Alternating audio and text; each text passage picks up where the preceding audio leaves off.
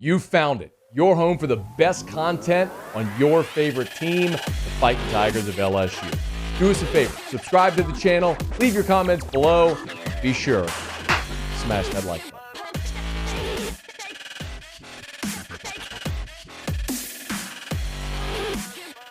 Let's head up to Lafayette, Indiana, where they have had a busy day, to say the very least. Sam King covers Purdue athletics for the Journal and Courier, and he's going to have to spend a couple of minutes with us right now. Sam, we appreciate it, man. How are you? Oh, it's been a day. It's been a long day, and it's only partially over. So a lot of news coming out of Purdue practice today, obviously. Which is the most significant story today? Well, it's not a surprise. The people that have opted out just so happens to be Purdue's three best offensive playmakers have opted out. So that's, fans who have purchased tickets to the Citrus Bowl are probably a little bit upset, but this is the way that college football is now. I'm sure that, this happens everywhere, and it was going to be a tough game against LSU to begin with. But on top of that, the people that are soured by that news are very overjoyed to see that Drew Brees is going to be on the coaching staff for a few weeks here, and got a special exemption to kind of help with recruiting too, which never hurts to have that guy in your back pocket. But that is kind of an interesting positive note to come out of Purdue practice today, is that they've added to the coaching staff, if only temporarily, but with a name that everybody loves. Let's we'll get to Brees. Obviously, look, people here. I mean, you're talking to people who. I mean, Drew Brees is beloved here. I mean, he's the greatest sports icon on the short list of greatest sports icons in the history of the state of Louisiana. So it's made a lot of waves here as well. Let's start on field with the opt-outs. You said that it wasn't really unexpected or a surprise. I'm a little surprised to hear that. When did you first start to hear rumblings that these players, namely Aiden O'Connell, a six-year senior quarterback, wasn't going to play in the bowl game? That's been kind of rumored, I guess, throughout this week. That is he going to play or is he not? I had heard last night that he was going to opt out to start preparing for the NFL draft. Obviously, the people inside the doors that were not given access to knew about this after, just the way they talked and saying that today that Austin Burton's going to be the starter, which is very uncharacteristic of Purdue to do that. They like to keep things under wraps. So, maybe it's not a surprise in that regard. If the guy thinks he's got a future in the NFL and doesn't want to jeopardize that in a bowl game, it's not surprising that a quarterback would do that. It's probably a little disheartening because this is a guy that came in as a walk-on, is now in his sixth year, and for a former walk-on to be in the top 5 all-time in most of the passing categories at a school that has had Drew Brees, Lynn Dawson, Bob Greasy, Kyle Orton, and the list goes on and on of these guys that have gone on to the NFL and had success. And then you've got Aiden O'Connell in there, a guy that nobody heard of until just a few years ago. He kind of became beloved by the fan base. So I think that's what's a little disheartening. Obviously, Charlie Jones, the receiver that came from Iowa and set the world on fire this year with he's got 110 catches and 1,400 yards and 12 touchdowns, and was O'Connell's top target pretty much every single game. He's been battling, sounds like, foot injuries and types of things like that all year long. And if you're beat up and, you think you've got a chance to go to the NFL and you've been playing through injuries, this is clearly a game that you take off. The one that maybe was the most surprising to me was Payne Durham, who's a tight end. He's definitely the guy that they go to on third and shorts, or the trustable receiver that you can go to that is going to pick up the first down and maybe fight for a few extra yards.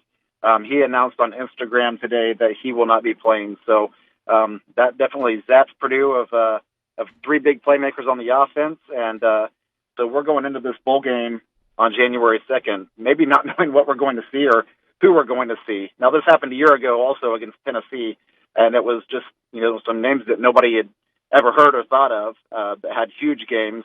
Brock Thompson was the MVP of that game, and it's the only significant thing he's really done in his time at Purdue, is had 100 and whatever, almost 200 receiving yards and a couple touchdowns in that game. So obviously there's still other guys on the roster, and they're going to be excited to have their opportunity to go show out. But without the quarterback, I think it's a tall task to ask the receivers to come up and have big games.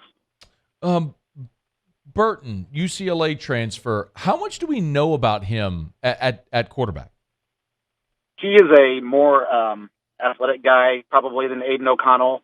Probably not anywhere close to as an accurate passer.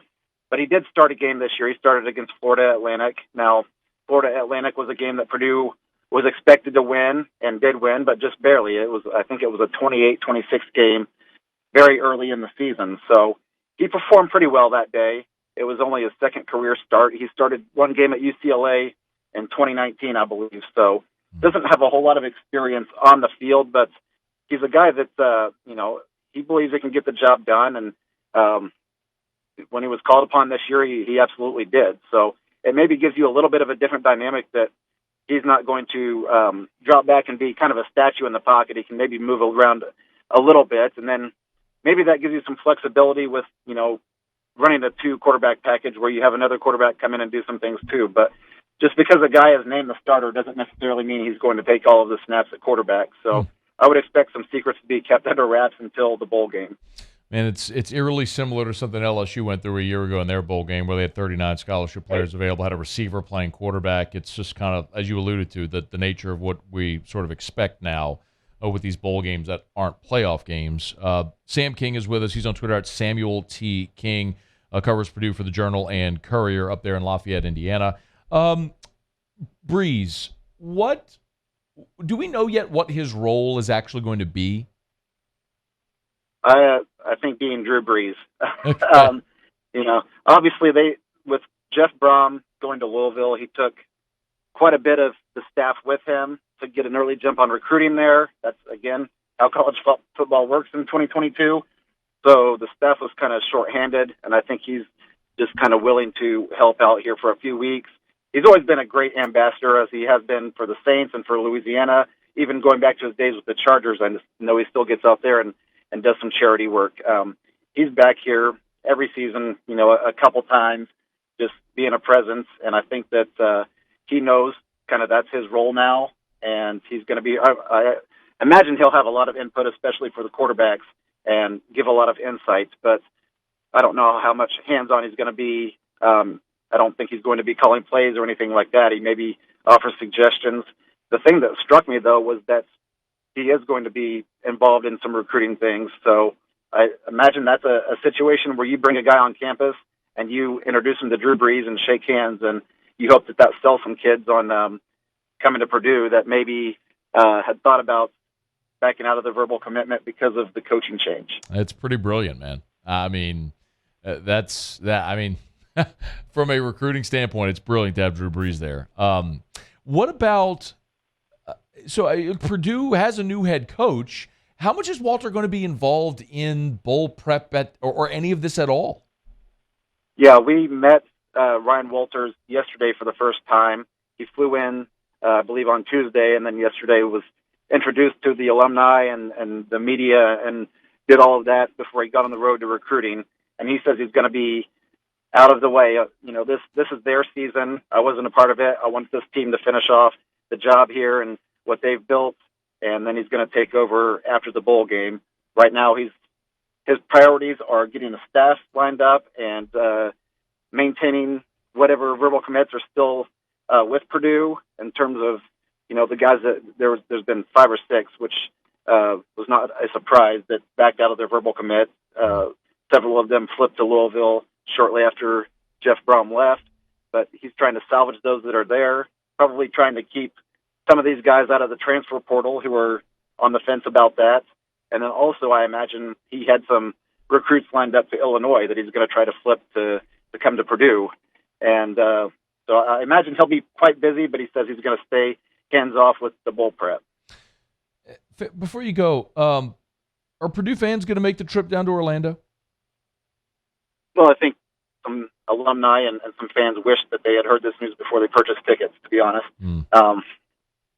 That's just how it goes. But, what's typically been the case is Purdue has a pretty steady presence at these bowl games when they've managed to go. And It's been 4 times now in the past 6 years. Now, 2 of those trips were to Nashville, which is a short drive down I-65 to get there. So, but Florida's played in, Purdue's played in a lot of bowl games in Florida and had a healthy presence in the stands. So I would imagine that to be the case again. Yeah.